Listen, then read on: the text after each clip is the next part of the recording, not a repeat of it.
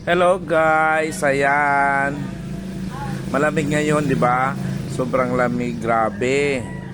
Pati sa sikmura napakasakit yung lamig. 'Di ba? Kaya ito ngayon ang aking iniinom, tingnan nyo, oh. Ito ang aking inumin. Yung walking moon. Lakad bulan. Sabi nila, yung lakad bulan daw, walking moon. Kaya ang ginawa ko, nag-inom ako, may kasamang talbos ng bayabas. Diba? Ito para ma-heal. Ayan guys, papakita ko sa inyo yung yung iniinom na pang magaling sa sikmura. Kaya ayan guys, oh, inom tayo. O, diba? Masarap siya sa pakiramdam pag nakainom ka nitong lakad bulan, walking moon. Pag tumatanda na daw, ganito na yung iniinom. Dati yung mga kabataan pa namin, hindi uso yung mga dahon-dahon. Pero ngayon, ito na yung uso ngayon. Pag nagkakaedad ka na daw, kailangan mong uminom ng mga dahon-dahon, mga herbal. O, diba? Ang ganda.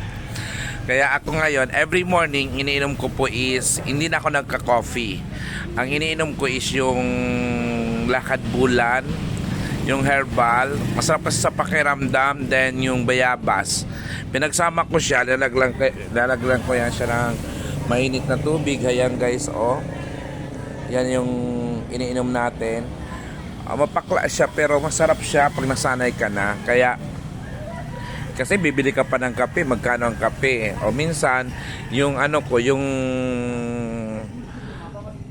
coffee rice ko, yun ang minsan ang inom-inom ko. 'Di ba? Very healthy ang lola mo.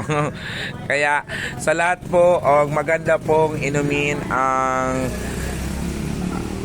itong talbos ng bayabas, then yung lakad bulan para po sa mga lamig-lamig. Kasi ngayon yung panahon napakalamig eh. Kaya yung gustong uminom, gusto parati nitong mag-inom, inom lang kayo nito kasi ito na yung solusyon sa mga sakit ng sikmura. O, di ba? Hindi na kailangan yung mga synthetic. Sa herbal muna tayo, o, di ba? Kaya ito ang iniinom natin.